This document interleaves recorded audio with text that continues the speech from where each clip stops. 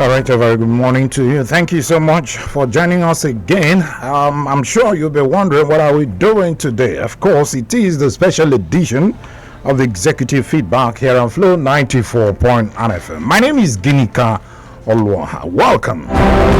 Now it's all about governance and governance issues in Abia State. Several issues have come up, and many people are saying, what is the Abia State government under the leadership of Governor Alex Otti doing to make sure that some of these issues are resolved? Talk about the issue of welfare for workers, the ultimatum given by NLC, the road construction, and the rest of them. We'll look at all that on today's special edition of the Executive Feedback here on Flow 94.9 FM. Thank you so much once again for joining us on the program. Like I told you, my name is Ginika Olwaha. Now, joining me in the studio, as always, to look at this issue is the special advisor to the governor on media and publicity, Mazi Ferdinand Ekoma. Is already in the studio. Good morning, Mazi Ekoma. Thank you so much for coming. Good morning, Ginika. Thank you for having me as usual. Okay. Now, let us start this way. That was 2 days ago, the Governor Alex Otti, said that they are going to launch the Abia State Cooperative Support Scheme that will give interest-free loan to 10,000 Abians. We're wondering what are the modalities of one getting this particular loan? How sustainable will it be eventually? Has it started? Or has it taken off? What is the situation as of right now? Thank you, Ginika. Thank you very much for having me once again. And the Cooperative Support Scheme is an initiative of the Abia State government in line with the promise made by our governor during the campaigns. Wherever he went, in fact, we shared forms then to people. Told them that the governor was going to launch a cooperative support scheme to provide interest-free loans to our people, especially rural dwellers. So what Governor Alex Otti is doing now, what his government is doing now, is a fulfillment of that campaign promise. During campaigns, people say all kinds of things. But most of the things the governor said, and all the things he said during the campaigns, were well thought out. They were pro-people and pro-economic oriented. They were policies and programs and thoughts and initiatives he believed would help impact the lives of our people very positively. And that is exactly what he's doing at this point in time. The way the selection was done was that people were asked to go to their different wards and do the selection in a free, fair, and transparent manner. Okay. The forms were shared. You needed to set up a cooperative. For example, we open a cooperative. Kind of cluster. All of us will register, will be part of it. Now you have the forms, you fill all the forms with all your details, your account number, account name, phone number, your place, and all the rest of them. So we will just BVN just to be sure that these people actually exist. And like I said, it was taken direct to the world. And the grassroots is where, as far as we are concerned, people need these things more. So, and we were able to select the numbers, the 10,000 people we are talking about, across the 184 wards. And the people will all receive the money. And like I did explain, the launch would take place tomorrow at the International Conference Center, Umahia. The governor will launch it, and the checks will be given out. But because of the number of people involved, there is no way that place can accommodate up to 10,000 people, including guests and other people, government officials, and well-wishers who want to, that's what will happen. So government decided to invite only 5 beneficiaries. Okay. These 5 beneficiaries will come. That's 5 beneficiaries per ward. So if you multiply 5 persons by 184, the number is already large. So it's only these people who have been, will be provided with transportation and everything, entertainment and all the rest of them will come. This is, whatever is going to be given to them is completely away from the real loan which they are benefiting. So immediately the launch is done tomorrow, then the rest of the funds will be disbursed to all the beneficiaries. And this is just the first phase, because it's something that will be repeatedly done to ensure we empower our people, and that's the best way to fight poverty, to fight hunger, to fight insecurity, and even to fight rural-urban migration. Okay, so you know that once this kind of scheme comes up, especially once the state government is handling it, the next thing is that some political bigwigs will hijack it. You know, it may not probably get to those that it's meant for. And we're asking, how are you sure that this particular scheme, or rather the loans you're going to give out tomorrow, will get to the people they are meant for? And how much is mapped out for this exercise?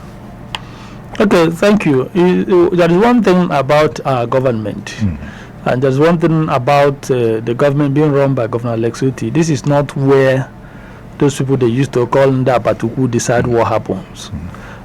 So if the governor has given a directive, he has given an instruction, he has given a guideline, you must follow the guideline to the fullest. And that is how we operate. So the firms, all of them, were gathered. The governor, very intentional about how these things must be done, and he's always thorough, ensure that he pay attention to details.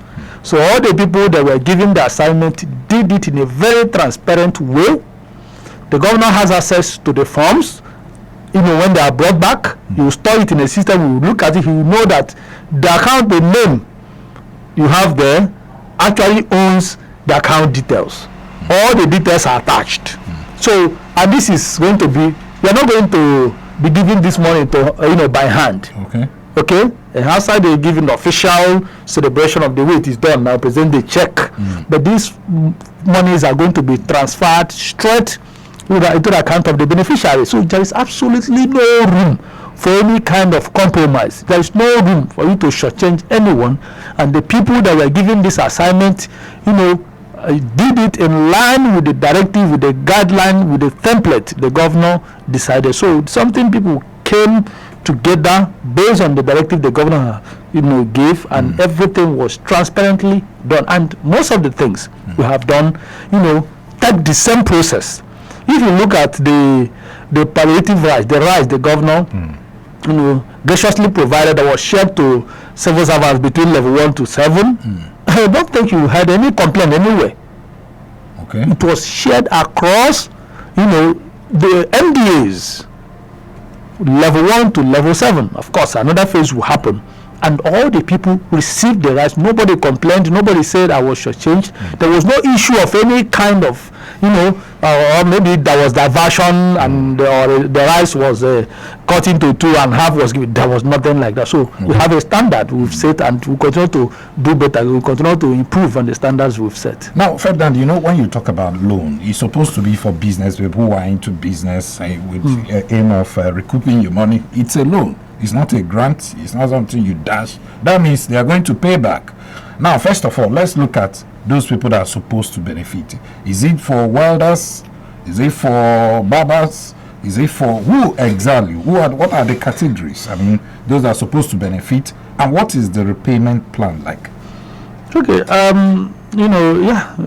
We actually said it's a loan. Okay. It's a loan. Are you It's a loan anyway. It's a loan. It's a loan. But then when you know what is obtainable when it's so the governor, I'm sure from what is being done, you could see selflessness, you could see generosity, you could see compassion in what we are doing. A lot of people are afraid of doing this kind of thing because sometimes they feel the money will be lost and we will not recoup. But the governor is not thinking in that direction. Okay, so as long as you have what you're doing, whether you're a trader, you're an artisan, you're a farmer, whatever you do, you're engaged. The most important thing is that you're engaged, and this is a way of supporting you.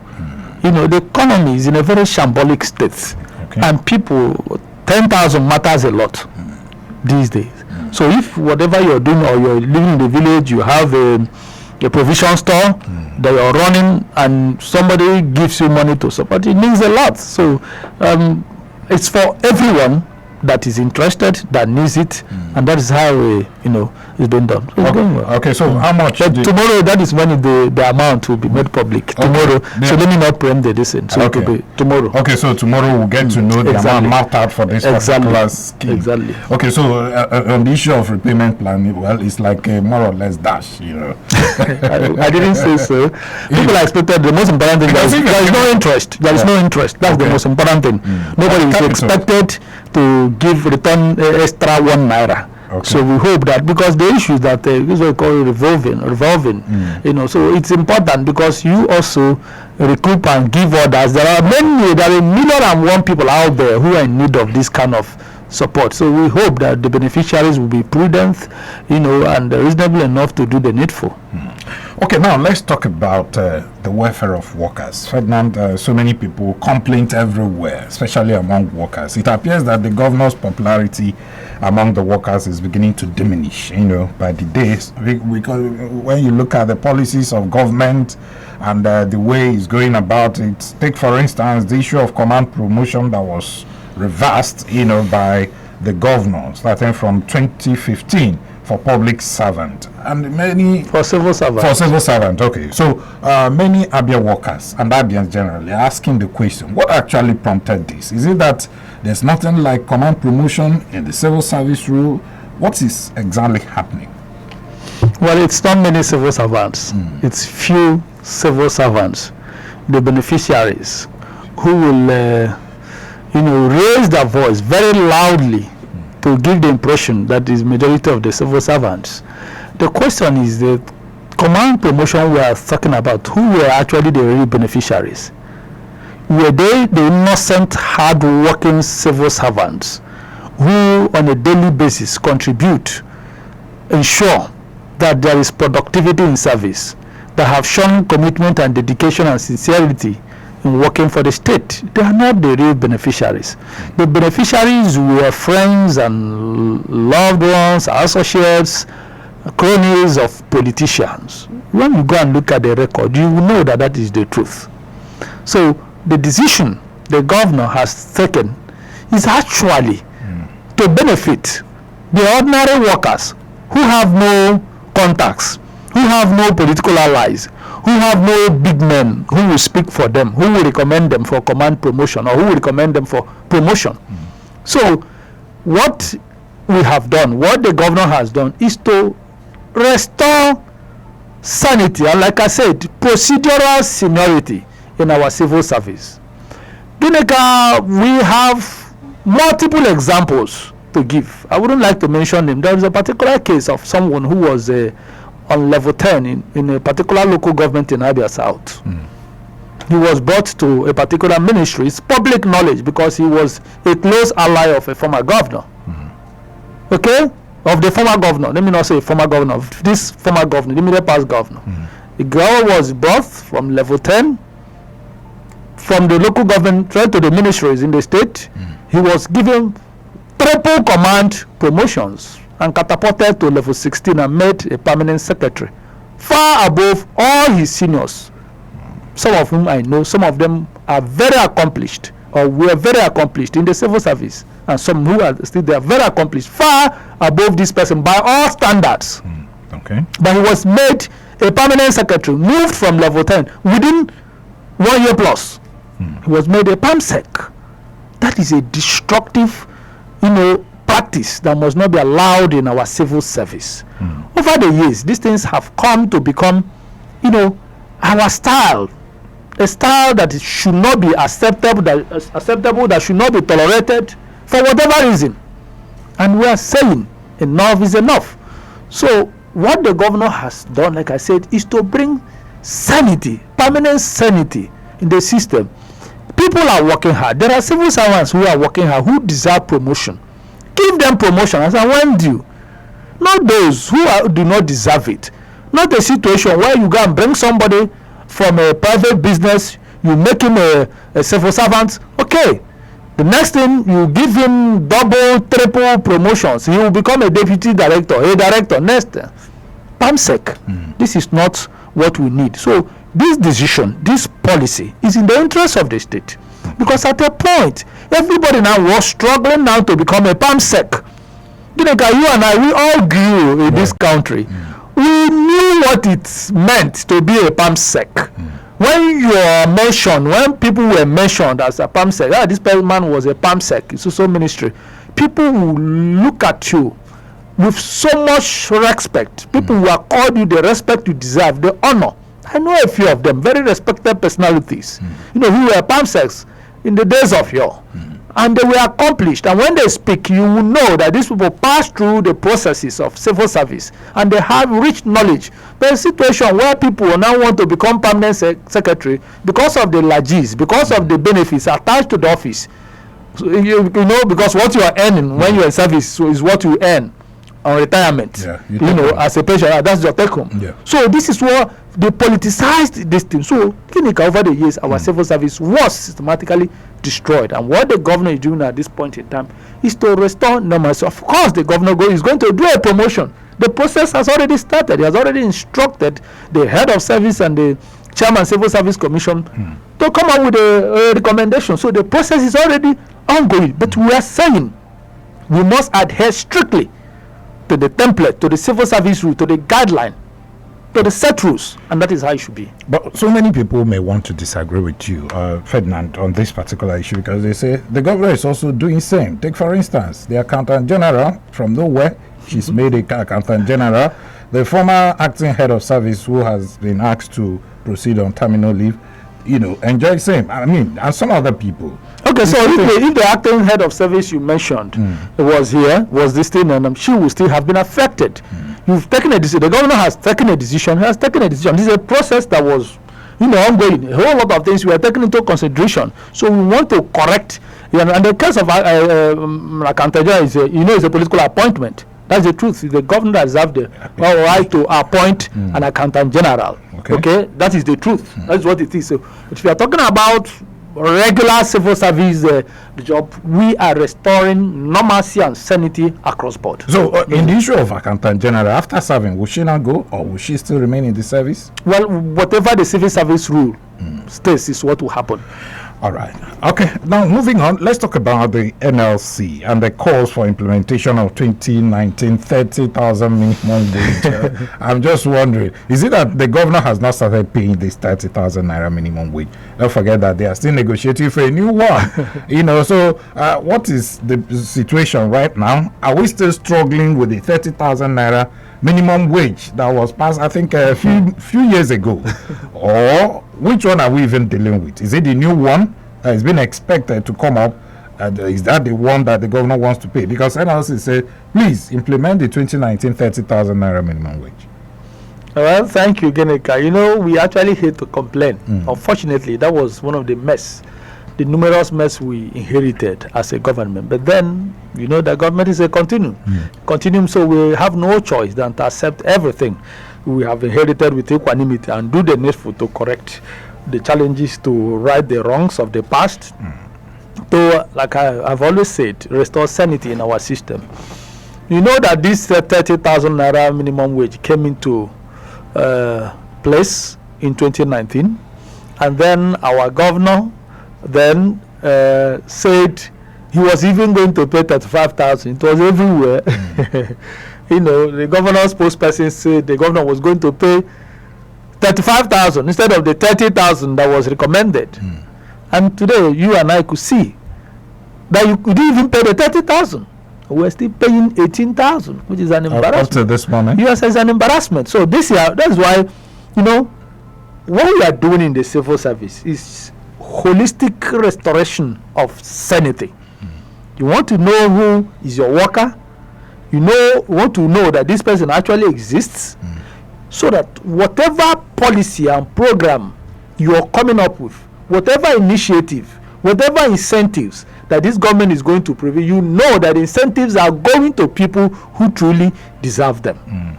The governor is not unmindful of the serious economic challenges ravaging the country. So nobody even needs to remind the governor that he needs to do this. He's he's compassionate. And starting with what he has done so far with the case of pensioners, with a restoring 100% payment of monthly pension, will tell you that the governor, has the interest of the workers at heart. But then this thing is a process. So on the issue of this 30,000 naira minimum wage, and of course our government is going to do the needful. And like you asked, whether because we are talking about this one, we are talking another one. Yes, I don't know which. So we are going to confront all of them holistically. With some of us, we've met with the leadership of the NLC. They do not have anything against us. The truth is that they know what the governor is doing. It is not easy. The economy is in shambles. So it's understandable when workers express disapproval or anger or angry. They say, they want something to be done because the economic situation of the country is terrible and a lot of people are affected. One or the other. So if you were earning 60,000 naira when inflation was down, and now suddenly you have hyperinflation in the country that is ravaging everyone, and you're still earning that 60, then naturally you will be affected and you are bound to be angry. So it's very understandable. But the most important thing, we're in touch with the workers, we are discussing. There is pressure from national. That is the truth. That this, because the national directive, they do not have anything against us, and I can tell you that for free. They do not have anything against us. They have seen, and we do not have anything against them. They are our people who are interacting. So the problem, the demands, are going to be. You've opened the books for them to see, so that yes. they can carry that along. Yeah, we're definitely going to carry them along, 100%. So we are acting swiftly. I'm not talking about what is going to happen next year or next 2 years. We are interacting. So government is going to come up with an announcement. Government is going to. We will come up with something that will be acceptable for the both parties. Now, that's the most important. Because thing. I know that they gave you 7 days. That's what. There's no cause for alarm. There's no cause for alarm. There's no cause. Discussion is ongoing. Okay. The most important thing would that strike the governor? There has never been any, and there will never be any. Saying 7 days. There will never be any, as long as Governor Otti is in charge. Okay. So we will never take our workers for granted. We will never dismiss their demands. We will never see them as inconsequential. No. As far as we are concerned, they are our bedrock. These are people we defended over the years. For years, the governor spoke on their behalf. In fact, at a point, some people were thinking that the governor was crying more than the bereaved. At a point, it was looking as if the governor was even lying. Now, the workers we claim we are being owed 30 months, 15 months. Where are they? That was what PDP used to tell us. We are not making reference to PDP anywhere. But I just want to remind you where we are coming from. Look at the situation at Abia Poly. How much are they being owed? I think 36 or 32 months. And they are still being owed presently? Yes. No, they are not being owed by our government. The areas, that's what you're talking about, which we are discussing to defray. Okay, we are discussing, not just only Abia Poly, APSU, School of Health Technology, Abia State College of Education and Technical, and the rest of them. So we are discussing. It's mountainous. It's huge. It's humongous. So we are confronting all of them. Because there are plans to defray them. I'm sure you and I are just talking about minimum wage. So there are multiple challenges. And that is why when you have the opportunity to preside over the affairs of your people, you must be reasonable and responsible and compassionate. Because if those who presided over the affairs of the state were to a great extent, compassionate, all the arrears that were accumulated wouldn't have been accumulated. All you need to do is to cut your coat according to your trouser. Set aside every month, this is what we use for pension, this is what we use for salary, this is what we use for capital projects, this is what we use for this and that. So you apply the highest form of frugality in the management of the resources of the state, and you will be able to achieve a lot. Unfortunately, governor was thrown to the dogs. A whole lot of things went wrong, and look at the crisis everywhere. 20 months, 30 months, 32 months, and all those stuff. Is that what we should be talking about? What happened to the funds? Because when you find out that most of these funds were diverted. There are people who elsewhere, and they had no reason. You were here, they received 14.150 billion, 14.150 billion in bailout fund, few months after assumption of office. Later, they received 3 tranches of Paris Club refund, totaling 22 billion. And when the first tranche came, then we were told it was going to be used to clear arrears of salary, arrears of pension and salary. It was never done. Second tranche came, committee was set. Third tranche, committee was set. And today, nobody is willing to tell us what happened to those funds. So these are the challenges we inherited, and we want our people to understand the governor, the way he's going. The governor is a process person. That's the truth. Because if you don't handle these things thoroughly, if you within this period of sanitization, you must face hitches. People must face hitches. There must be challenges. But the most important thing is that normalcy will be restored. Just like we've solved the problem of pension, now every month you receive your full pension. So if you are, a retiree, if you're a pensioner, you know that, every month my pension is 100,000. I will say, if I'm sick, I will set out 20,000 for my drugs. I will set out 10,000 for this. This is for feeding. This is for this is for that. This is for fuel if I need it. So you see that you've planned yourself because you are sure that the government you have will pay you at the end of every month, and nobody's going to tell you any story. Okay, so Ferdinand, let me take you back to the issue of ABSU. You know, the issue came up that some few days ago when they said they've not received. Some said that they've not received their April salary, May, and even June. Some of them. Has that issue been resolved? Have you paid them? Okay, so I know that they have backlogs. We are not. We're not talking about backlogs. We're talking about the what led to the issue of this April, May. That led to them even complaining or protesting. Partly was from them. Yeah, I can authoritatively say that. But we are not here to blame them. It had to do with the urban. It had to do with what they call NIPS bulk compliance. They are paid in bulk. You transfer because most of them are banking with the microfinance bank. And this money is transferred in bulk and it automatically moves to the different accounts. Okay. So in that microfinance, because of the system they were operating in the past, and the whole thing was automated now and changed. So that lack of NIPS bulk compliance automatically affected them. You weren't going to get the money until you complied, until the bank complied. So that was which was resolved on Tuesday. This wasn't the problem of the government. You can just do your own independent investigation. So the government actually pushed their money. Yes. So, but it is important also to say, because when you are speaking, when you are facing issues where you are wrong, you admit you are wrong. Where you are right, but we are not interested in throwing blame at them. But I've told you what was actually the problem. Majority, these were the problem. But as of those people, maybe who were paid May have not been paid April. I believe that has to do with the problem with the movement of the foreign transfer system from the side of the government and the banks. The government is working with. So I'm not ready to blame them for that. And of course, we are. I just this morning I spoke with the ABSU chairman. Okay, so and he also told me they met with the accountant general. They've now compiled everything. They forwarded that the problem with the NIPS bulk compliance was resolved on Tuesday just 2 days ago. So some of them have received yesterday and they are going to receive the money. So we are going to resolve this problem amicably. And of course, after that, we will now start facing about the other ones. The 11 months arrears that were incurred by the previous government. I just hope that the government will not say, come, you write all this. So once we resolve this problem, you will see, a whole lot of things already happening to sanitize ABSU, to completely rescue the institution, which is drifting badly. Are you removing the VC? Is it part of the restructuring? We're not talking about removal of anyone. We're not talking about removal of anyone. The most important thing, whatever the government needs to do to restore sanity there, to bring back the institution to life, because whether anybody likes it or not, the truth is that the institution is collapsing.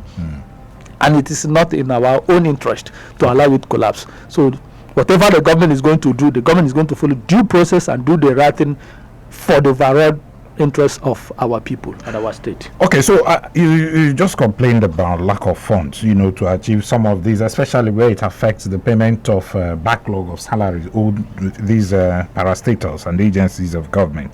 Could that be the reason we are seeing a kind of pause in terms of road construction within and around the state? Take, for instance, I recall that when the governor was actually flagging off the expansion of Osa Road, he said after that work will commence on the second phase, which is from Tower to Onimo. Up to this moment, there's no sign of anything. Does it mean that it has been jettisoned completely? Serious mapping is ongoing. There's, as I speak with you, there are properties that are going to be affected. And you take stock of all these things, take record of if that is going, just like we are doing from Imo River to Umeka Junction. It's the same thing that we are doing. And of course, the trailer park that the government wants to build, the land has been secured. Compensation, I think the compensation must have been paid by now. There are some properties that will be affected, compensation will be paid. So the Onimo, Onimo, you are talking about, all the necessary assessment, mapping and all the rest of them have been done. So there is no halt at all as far as we are concerned. If you look at the Okpara Square from Okpara Square, Bank Road here, people are already demolition going on. So what's happening? Because I understand that the government is supposed to have moved in. I think last week Wednesday, that was the deadline you gave them. But up to this moment, we are a compassionate government. You are seeing demolition going. These are people doing it on their own, no? Yes, they have been given. There is a way this thing happens. Okay, people have been given pre-notice to do the needful. They have been marked. There's a certain place that have been marked. Sometimes some people prefer to remove, because in the course of removing the fences, you have some irons to save. You have a lot of things. So government, it wasn't difficult for the government to do that.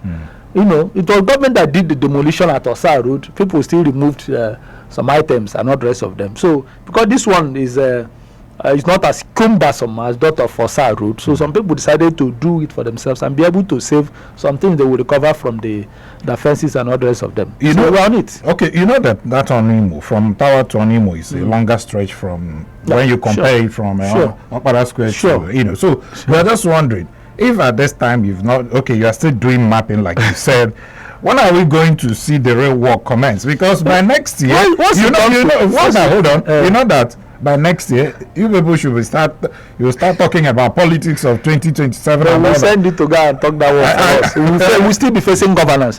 Tomorrow, next year is 2025. No, we will not be talking about politics. We will not be talking about. We are not a government. We are not that type of government. The most important thing is for you to work. Okay. Perform. Meet the needs, the aspirations, the demands, the desires of your people. When the time comes, they will stand by you. But if you abandon them and start talking politics, when the time comes, they will show you pepper. So we prefer to face governance and give them what they asked us to bring home. And that's what we are doing. So if you go to Port Harcourt Road, massive work is ongoing. So as far as I'm concerned, it's no pause. If you go to Amoma Road, massive work is ongoing. Just go there and do your own independent investigation. On Hanku Road, the same thing. Different places in Aba, you see drainage work, massive drainage work. If you see the underground tunneling and drainages we are building in different parts of Aba, you know that this government is very serious and sincere, very committed to doing the right things. Go and look at the kind of drainage work being done in different parts of the city, because that's the best way to recover Aba. The massive flooding, because when you take a cue from what Mbako did in terms of underground drainage work, so you know that that's the type of thing you need to replicate to be able to permanently solve the problem of flooding. You go to our area, the desilting that is being done, it's been done in the last few months, so that the massive flooding that is experienced at area whenever it rains will stop. So now it's not as if when it rains that you don't see flood, but it's a matter of minutes or few hours, the whole thing will disappear. That's what we've been able to achieve, and we are consolidating it everywhere. Maybe you've addressed the issue of Ifobara and all that. We've not completely addressed it, but we are doing that. Okay. We've not completely addressed it. So because a lot of things, demolitions of houses will happen.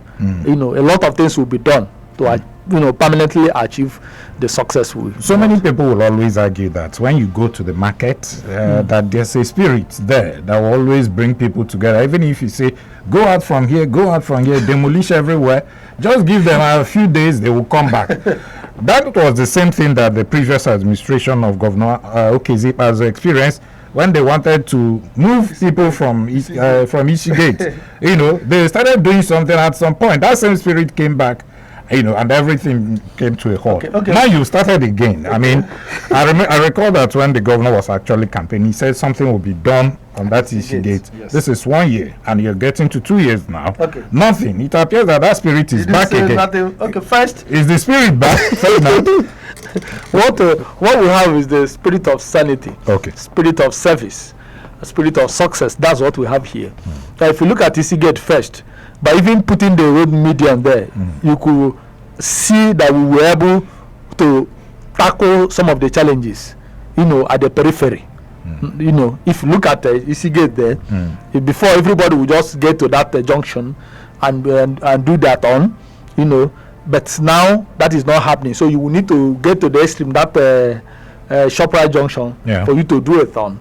Okay, that's what we've been able to achieve. But then we didn't think, you know, people, when they gave directives in the past, the government you were citing, when they asked the people at EC gate to leave, did they provide an alternative?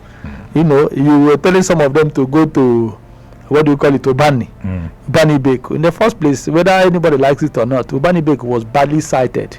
You know, because there is something you will be doing. You ask yourself, how will I go there every day? I'll come back to this. You know, how much am I even going to spend on transportation and all the rest of them? So what we have been able to do is that we decided that we would not just ask the people at EC gate to leave without providing an alternative.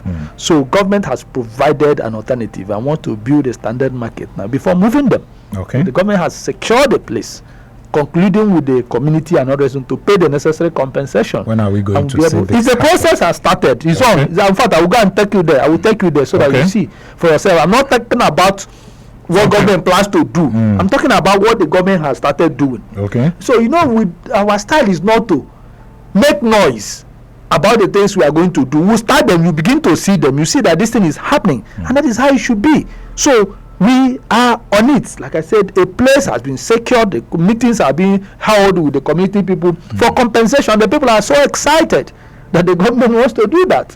So that is, and the place is going to be built with speed. When you do it, you now move the people at EC gate. You know that nobody will have any reason to be there. Nobody will say, there's no place for me to, there's no alternative. And that's how a government should operate. Okay, I think it's time for us to open the phone lines because we also have rating of messages on our SMS line right away. They need you to address them, but we will take all that. But it's time for us to open the phone line so you can have enough time for you to make your contribution on the program.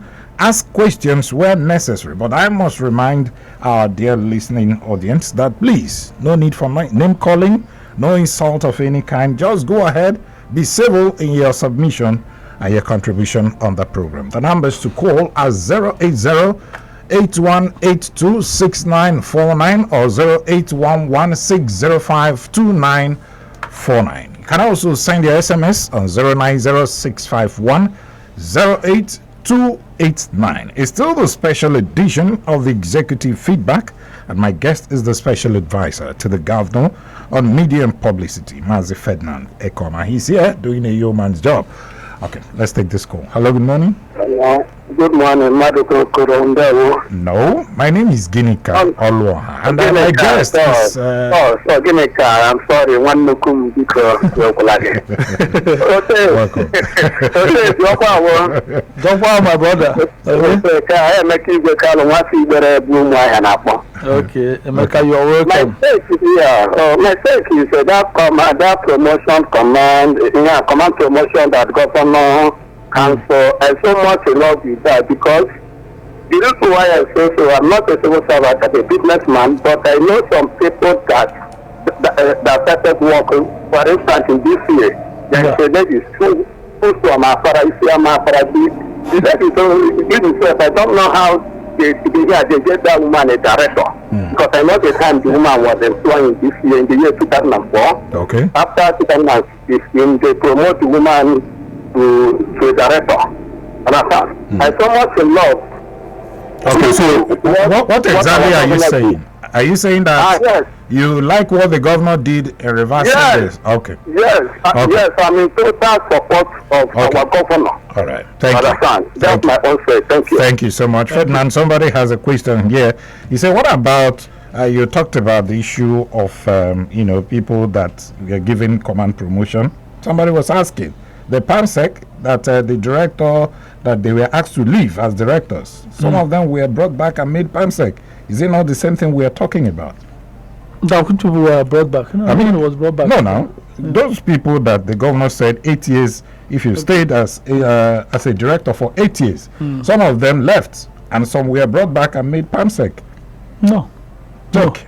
No, okay, I will check. Yeah, I will check very well. I'll check. Because that particular issue caused controversy. Because I know some people that actually participated in that exam, complained and said so people were not supposed to be made PAMSEC, that they are long due. Well noted. But maybe you can confirm that. 08081826949 or 08116052949. Hello, good morning. Hello, good morning. Kindly move away from your radio set, then we can. Sir. Good morning, sir. Welcome. What's your name? Good morning, sir. Honorable Ferdinand. Thank you, my brother. You're welcome. Yeah. This is Mr. Eze Enikalo. That boy from Adio House and Hotel Government area, the normal hospital. Hello, sir. Please, there's an area that concerns me most. I want to ask the area of education, though they have not touched the area today. Last week you were talking about it, but I wasn't opportune to link. This system our governor adopted, bringing redeploying teachers from ministry. You know very well that some of these teachers left room for many years. Yes, sir. And our governor adopted the system of teaching them, training them, and redeploying them. You know very well that no matter how how professional a teacher is, when that teacher has no passion or interest in teaching, you see the aim of teaching and learning will be defeated. We have young and vibrant, committed professional teachers that have been longing for an opportunity. Mostly about over 5,000 teachers that were suspended during the PDP administration. For all this while, many of us are in private schools and also longing for employment. So is it not better for the governor to inject new blood and fresh blood into the system than redeploying those people that have no interest, that left classroom on their own? Thank you. Don't you think that no matter any form of persuasion or enticement that made them to come back to the classroom, when once there is no interest or passion in delivering, the aim will be defeated? Okay, thank you. All right. Thank you, I think you made your point. You will react to that, but let's take another call. Hello, good morning. Hello? Okay, you're not ready for us. Hello, good morning. Hello, good morning, Jamaica. Welcome. Is that Prince Will? Yes, it's here, Prince. Okay, welcome, Prince Will. Go ahead. Thank you. Good morning, Honorable Ferdinand. Good morning, sir. Morning, sir. You're welcome. Thank you. Like my elder brother has introduced me, I'm Mr. Siago Prince for that nomination. Okay. First of all, Honorable Ferdinand, I thank you on the way you have explained things and directed Abians on what you've been doing with the governor as your principal. Then my little question to you is this, Honorable. I myself over here, we quite believe that whoever that goes to equity must go with clean slate. In as much as I'm not against what governor did as regards downloading of service order like his predecessor did. But my take is this: he that goes to the court with clean hands to win the case. Your principal a time ago removed from permanent secretaries in the government, as well as using his powers as a governor to absorb some PAMSEC in the same ministry. Is it good of him to have absolutely removed the people being given order by his predecessor? These are my team. May God bless you. Thank you, sir. Thank you so much, Prince. Well, somebody, this one is coming from in Umar. He said, please confirm to us if you're going to pay compensation to people that own property along Bank Road, because from the filler they are getting that government said they are not going to pay anybody compensation along Bank Road. So maybe Ferdinand, you can address that later. But let's take another call now. Okay, 08081826949 or 08116052949. Hello, good morning. Good morning. Welcome. Ikechukwu, calling from my. Welcome, Ikechukwu. Go ahead. Ikechukwu. What I want to say is that I noticed the way the governor control the civil service is directive. Just like the last caller said, it's totally wrong. There are differences between office of the governor and the office of the government of Abia State. 3 arm of government make up the government of Abia State. You understand? If there to be, retirement, direct proceed for sacking or labor appointment, is sole responsibility of Civil Service Commission. If there is any allegation, there are process of that, they will set up a panel and invite for fair hearing for sitting, e.g. Abdrashid Minor of SIPO, Person Immigration Police Person Office, versus Head of Service, when he was sacked. Okay, so what's your question? Go ahead. My question is that this frequent unbundling of civil service is unhealthy. There are rules set up so that all the institutions met up to reputable men so they can manage and be sincere with the financial document or handling of the government. Thank you so much, Ikechukwu, for your contribution there. Before I come to you, Ferdinand, let's take some of our comments on our Facebook page. Charles Onyeson said, he said, I just said that the Honorable Commissioner saying that the Ubani market was badly cited. Does it mean that the president has abandoned the market? I mean, does it mean the present government has abandoned the market? Ferdinand, you react to that. Okay, Nwachukwu Kennedy Chinedu said, I totally concur with all that your guests have said because previous administration really dealt with Abians. But thank God for the liberator and Messiah, Governor Alex Otti. No more going back to Egypt. That's your contribution. Thank you so much, Chinedu. Namdi Duki. He said, I'm really grateful so far with the level of commitment from this administration. But I want to ask why the pensions of people who are now late are being withheld when that of their counterparts has already been paid. Okay, thank you so much. Okay, who are late? Those that are late, yeah. Okay. I think those are the comments. You can now react to some of the concerns raised. Thank you. Thank you for the calls and thank you for the questions. Thank you, Emeka Igwe from Ibere. You said you support the decision of the governor to cancel the command promotion. Thank you, and that's what we are saying. The majority of our people are not the beneficiaries. The real civil servants are not the beneficiaries. So you shouldn't stand. The process must be respected, and that is how the civil service works. Enikalo talked about the deployment of teachers back to classrooms and talked about the lack of passion that these people would have lost interest. Thank you, Enikalo. However, my brother, first, these people have been applied to be teachers. That was what they applied for, to be teachers in the Abia State Civil Service, in Abia State schools. The reason why most of them left the classrooms for the ministries was because of non-payment of salaries. That was the major reason. There was no other reason. That was why they abandoned the classrooms and some people lobbied and moved back to the classrooms. Now, the governor has come on board. A lot of policies and initiatives have been brought up. First, don't forget that the retirement age has been moved from 60 to 65 years. That has already been implemented. 2, the governor gave an instruction to the head of service and the chairman civil service commission to work out model and the commissioner for education for the welfare packages of teachers to be reviewed and come up with incentives that will encourage them to teach, to go back to the classrooms and teach.